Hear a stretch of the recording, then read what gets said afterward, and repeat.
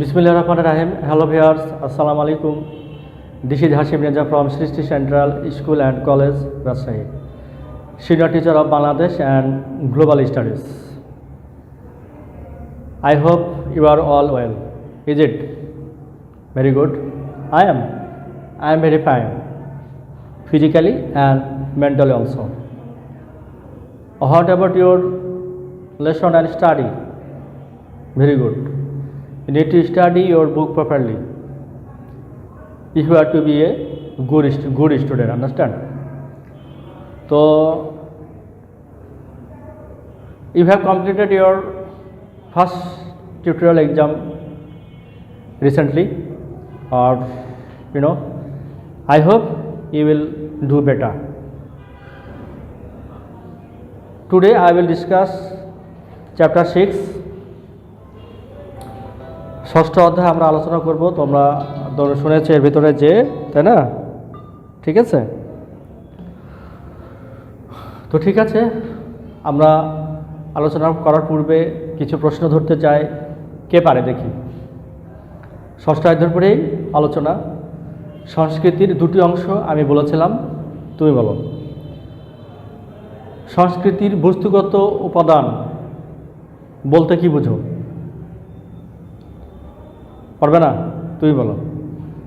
Very good. অর্থাৎ যে উপাদানগুলো আমরা স্পর্শ করতে পারি, ছুঁতে পারি, তাই হলো বস্তুগত উপাদান। Very good, okay. আরেকটি প্রশ্ন দেখি, কে পারে? সাঁওতালরা কি নৃত্য করে? Very good, Sohrai. Very good, okay. তো দেখো, আমরা এখন আলোচনা করব ষষ্ঠ অধ্যায়ে। তোমরা দেখতে পাচ্ছ যে ষষ্ঠ অধ্যায়ে সৃজনশীল চলে আসছে। সেটা হচ্ছে যে আমরা সৃজনশীল যেগুলো আলোচনা করব সেখানে উদ্দীপক আমাদের জানা দরকার। বিভিন্ন সময়ে উদ্দীপক দেখো, বিভিন্ন সময়ে এই অঞ্চলে এসেছে নানা জাতের, বিভিন্ন সময় এই অঞ্চলে এসেছে নানা জাতের মানুষ ও তাদের সংস্কৃতি। ঠিক আছে, তারপরে দেখো কি আসছে আমাদের উদ্দীপকে, সেটা হচ্ছে প্রকৃতি সম্পদ ও এর ভাঙাগড়া এই অঞ্চলের সংস্কৃতিকে প্রভাবিত করেছে। প্রকৃতি সম্পদ ও ভাঙাগড়া এই অঞ্চলের সংস্কৃতিকে প্রভাবিত করেছে, এই হলো উদ্দীপক। ঠিক আছে, তো উদ্দীপকের পরে আমাদের প্রশ্ন হচ্ছে ক নম্বর প্রশ্ন, বাঙালি সংস্কৃতির বৈশিষ্ট্যের প্রধান সূত্র কি? বাঙালি সংস্কৃতির বৈশিষ্ট্যের প্রধান সূত্রটি কি? কে পারে? মানবতাবাদ। Very good. বাঙালি সংস্কৃতির বৈশিষ্ট্যের প্রধান সূত্রটি হলো মানবতাবাদ। সমস্যা আছে কারো? Very good. সেকেন্ড প্রশ্ন, কোন কোন ভাষাগোষ্ঠীর আগমনের প্রভাব এখন আমাদের সংস্কৃতিতে বিদ্যমান? দেখো, কোন কোন ভাষাগোষ্ঠীর আগমনের প্রভাব এখনও আমাদের সংস্কৃতিতে বিদ্যমান।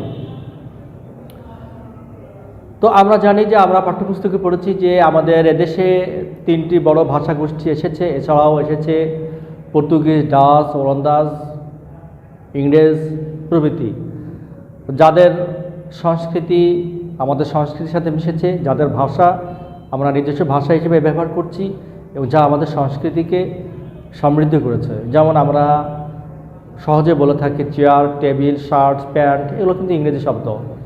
লুঙ্গি, বঙ্গি, এগুলো বলি, এগুলো হচ্ছে বার্মা শব্দ। চা, চিনি, চীনা শব্দ।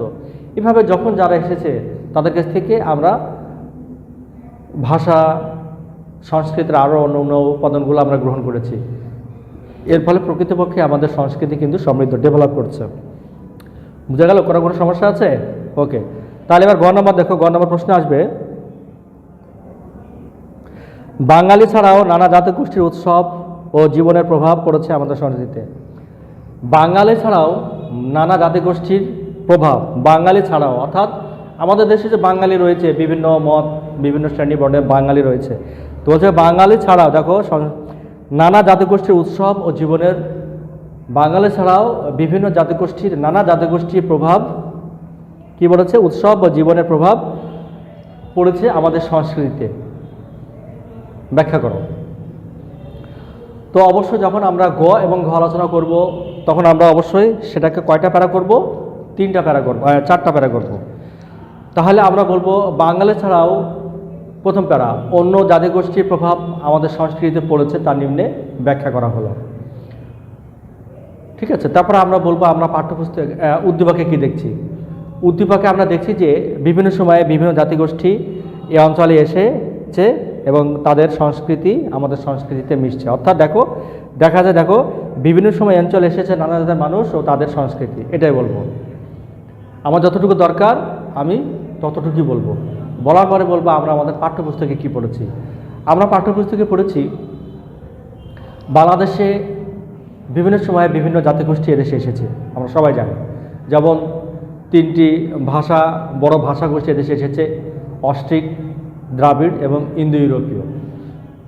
এই ভাষাগোষ্ঠী লোকেরা আমাদের দেশে এসে আমাদের যে সংস্কৃতি রয়েছে সেটাকে কিন্তু আরও বৈচিত্র্যপূর্ণ করেছে। যেমন খ নম্বর প্রশ্নে আমরা ইতিমধ্যে আলোচনা করে ফেলেছি যে তাদের ভাষা কিন্তু আমরা এখন আমাদের নিজস্ব বাংলা ভাষা হিসেবে কিন্তু ব্যবহার করছি, কিন্তু প্রকৃতপক্ষেই এগুলো কিন্তু আমাদের নিজস্ব ভাষা নয়, আমাদের নিজস্ব ভাষা হিসেবে ব্যবহার করছে। অর্থাৎ আমাদের সংস্কৃতি ডেভেলপ হয়েছে, ঠিক আছে না।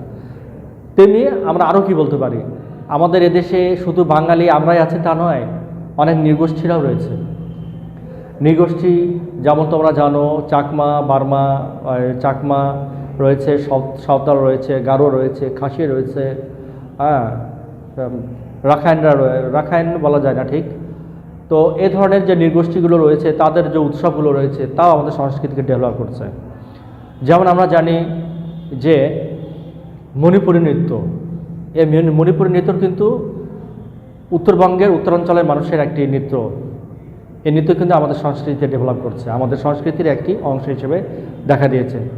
যেমন আমরা বলতে পারি যে বোতল নৃত্য, কাদের এই বোতল নৃত্য কিন্তু আমাদের সংস্কৃতিকে ডেভেলপ করছে, ত্রিপুরাদের বোতল নৃত্য, ঠিক আছে। তারপর আমরা যদি বলি ওয়াঙ্গালা, এদের উৎসব কি, এটা কাদের উৎসব? গারোদের উৎসব, ওয়াঙ্গালা, ঠিক আছে। তাদের উৎসব, তাদের সংস্কৃতি, তাদের কালচার কিন্তু আমাদের সংস্কৃতিতে মিশেছে, আমাদের সংস্কৃতিকে ডেভেলপ করছে, ঠিক আছে। এইভাবেই আমরা প্রতিটি ক্ষুদ্র নৃগোষ্ঠী, প্রতিটি জাতিগোষ্ঠী, কারণ আমরা জানি যে আমাদের দেশে ইংরেজরা এদেশে এসেছে, তাদেরও সংস্কৃতি আমাদের এদেশে মিশেছে, ঠিক আছে। বাঙালিরা তো এসেছেই, তাদের তো সংস্কৃতি নিজস্ব রয়েছে।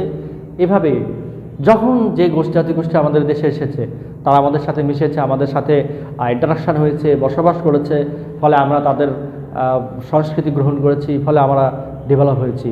তো সুতরাং এটা কিন্তু আলোচনা, সুতরাং উপরোক্ত আলোচনার প্রেক্ষাপটে আমরা বলতে পারি যে বাঙালি ছাড়া বিভিন্ন জাতিগোষ্ঠী আমাদের সংস্কৃতিকে কি করেছে, প্রভাব বিস্তার করছে, ঠিক আছে। তাহলে আমরা বুঝতে পারলাম। সমস্যা আছে কারো? সমস্যা নাই, ঠিক আছে, ভেরি গুড। এই সমস্যা নাই, এটা আরও জোর করে বলতে পারবে কখন, যখন তোমরা পাঠ্যপুস্তকের সাথে তোমাদের সম্পর্ক বেশি থাকবে, ঠিক আছে। যত পাঠ্যপুস্তক পড়বে তত ভালো পারবে। অতএব ঘ নম্বর প্রশ্নে দেখো, আমাদের ব্যক্তি ও গোষ্ঠী জীবনে, আমাদের ব্যক্তি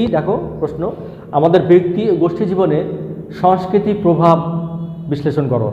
আমাদের ব্যক্তি ও গোষ্ঠী জীবনে সংস্কৃতি প্রভাব বিশ্লেষণ করো, অথবা সংস্কৃতির প্রভাব সম্পর্কে তোমার মতামত দাও। তা আমি বলবো ঘ নম্বর প্রশ্ন 4টা প্যারা। সুতরাং আমি প্রথমে বলবো যে ব্যক্তি ও গোষ্ঠী জীবনে সংস্কৃতির প্রভাব সম্পর্কে আমার মতামত দেওয়া হলো, এটা একটা প্যারা। সেকেন্ড প্যারাতে আমরা বলবো উদ্দীপকে আমরা দেখছি যে উদ্দীপকে কী বলা হয়েছে, দেখো, প্রকৃতি সম্পদ ও এর ভাঙাগড়া এই অঞ্চলের প্রকৃতি সম্পদ ও ভাঙাগড়া এই অঞ্চলের সংস্কৃতিকে কী উঠেছে, প্রভাবিত করেছে। আমার যতটুকু প্রয়োজন প্রাসঙ্গিক কথাগুলো বলবো, বলার পরে আমি বলবো আলোচনা, সম্পূর্ণ আলোচনা আসবে আমার কিসের ভিতরে, পাঠ্যপুস্তকের ভিত্তিতে। এটা হচ্ছে 3 নম্বর প্যারা। তো আমরা আমাদের পাঠ্যপুস্তকে পড়েছি প্রাচীনকাল থেকে আমাদের সংস্কৃতির একটি রূপ হচ্ছে চিরায়ত বাঙালি সংস্কৃতির বিশেষ রূপ হচ্ছে চৈত্র সংক্রান্তি মেলা। এটা একটি বিশেষ রূপ, এটা আমাদের সাংস্কৃতিক বৈচিত্র্য, এটা অনেকেই পালন করে, আমরা বাঙালি হিসেবে অনেকেই এটা পালন করছি। এটা কিন্তু সংস্কৃতিকে বিশেষ বৈশিষ্ট্য দান করেছে, তাই না। এরপরে আমরা বলতে পারি যে বাঙালি সংস্কৃতি এটি কিন্তু আমাদের আমাদের যে আবেগ, আমাদের যে সংস্কৃতি, সেটাকে কিন্তু প্রভাবিত করছে অনেকভাবে। কারণ এই সংস্কৃতি, এই যে তোমার যে প্রভাবটা কি, প্রভাবটা আলোচনা করছি, অর্থাৎ এই যে বিভিন্ন জাতিগোষ্ঠীর যে সংস্কৃতি পেলাম আমাদের কীভাবে প্রভাবিত করছে। এই সংস্কৃতি মূলত শিক্ষা একটি সংস্কৃতির একটি অংশ, জানো। অর্থাৎ আমরা বলেছি সংস্কৃতি, আমরা যেভাবে শিক্ষা গ্রহণ করি, যেভাবে আমার ব্যক্তিত্ব, সবই কিন্তু সংস্কৃতির অন্তর্ভুক্ত। তো শিক্ষা যখন আমরা গ্রহণ করি, তখন একজন শিক্ষিত মানুষ আর একজন মূর্খ মানুষের আচরণ কিন্তু ভিন্ন হয়। অর্থাৎ শিক্ষিত মানুষের সংস্কৃতি এক, মূর্খ মানুষের সংস্কৃতি এক। সে সকল ধরনের অবাঞ্ছিত আচরণ থেকে সে মুক্ত থাকে, কুসংস্কার, কুপ্রথা সম্পর্কে সে মুক্ত থাকে, সমাজকে গঠন করতে শেখে। এবং সংস্কৃতি গোষ্ঠীবদ্ধ জীবনে শৃঙ্খলাবোধ, সহানুভূতিতা শিক্ষা দেয়। অর্থাৎ সামাজিক সহানুভূতি, ভ্রাতৃত্ববোধ, সম্প্রীতি গঠনের মধ্যে দিয়ে সমাজকে সুশৃঙ্খল করতে শিক্ষা দেয় এবং মানুষকে কী করে, সচেতন করে, সুসংহত করে, সমাজকেও সমৃদ্ধশালী হিসেবে গড়ে তুলতে সাহায্য করে, তাই না? সংস্কৃতি সম্পর্কে আমরা এবারে বলতে পারি। আরও কি করে আমরা বলতে পারি যে সংস্কৃতি আমাদের মানুষকে ব্যক্তিত্ব সম্পন্ন করে, রুচিশীল হিসেবে, ব্যক্তি হিসেবে গড়ে তুলতে সাহায্য করে। সংস্কৃতির প্রভাব কিন্তু এগুলো একটা আদর্শ নাগরিক হিসেবে গড়ে তুলতে সাহায্য করে সংস্কৃতি। এজন্য আমাদের বাঙালি সংস্কৃতি আমরা অনুভব করেছিলাম 1970 সালে, 1952 সালে, তোমরা জানো 1971 সালে। এই নিজস্ব সংস্কৃতি, নিজস্ব স্বকীয়তার জন্য কিন্তু আমরা যুদ্ধ করেছি, সংগ্রাম করেছি, লড়াই করেছি। এর সংস্কৃতি, এটা হচ্ছে বৈশিষ্ট্য, এটা হচ্ছে প্রভাব। অর্থাৎ আমি আমার সংস্কৃতি নিয়ে আমি বেঁচে থাকবো, এটা নিয়ে আমি বিশ্বে মাথা উঁচু করে দাঁড়াবো, এটা হচ্ছে প্রভাব। ঠিক আছে? তো সুতরাং উপরোক্ত আলোচনার প্রেক্ষাপটে আমরা বলতে পারি যে, কি বলতে পারি, আমাদের ব্যক্তি গোষ্ঠী জীবনে সংস্কৃতির ব্যাপক প্রভাব রয়েছে। ওকে, তো কারো কোনো সমস্যা হচ্ছে স্টুডেন্টস? গুড, সমস্যা নাই। তাহলে হোমওয়ার্ক দেখো, তোমরা অবশ্যই হোমওয়ার্ক থাকলো। হোমওয়ার্ক হচ্ছে 6ষ্ঠ অধ্যায় 7টি এসকিউ তৈরি। দেখো সবাই কিন্তু গ্রুপে পোস্ট করে লিখে সময় মতো গ্রুপে পোস্ট করবে এবং অবশ্যই ক্লাসগুলো দেখবে। ঠিক আছে? কারণ সিকিউ আলোচনা হচ্ছে ধারাবাহিকভাবে। তো ঠিক আছে স্টুডেন্ট, আজকে এ পর্যন্তই। কারো কোনো সমস্যা আছে? গুড, সমস্যা নাই। তো আমরা আজকে বিদায় নেব। বিদায় নেওয়ার আগে আমি বলতে চাই যে তোমরা অবশ্যই স্বাস্থ্যসম্মত, যদি সুস্বাস্থ্য রক্ষা করতে চাও, অবশ্যই পরিষ্কার পরিচ্ছন্ন থাকতে হবে। পরিষ্কার পরিচ্ছন্ন ইমানের অঙ্গ। আমরা সবাই, আমাকে সহ বলছি, আমরা সকলেই পরিষ্কার পরিচ্ছন্ন থাকার চেষ্টা করব। পরিষ্কার মানুষের সব কিছুকে পরিষ্কার রাখে, অন্তর, শারীরিক মানসিক সুস্থতা থাকে। তো ঠিক আছে, আজকে পর্যন্তই। নেক্সট ক্লাসে নতুন কিছু নিয়ে হাজির হব। আজকে পর্যন্তই। আসসালামু আলাইকুম।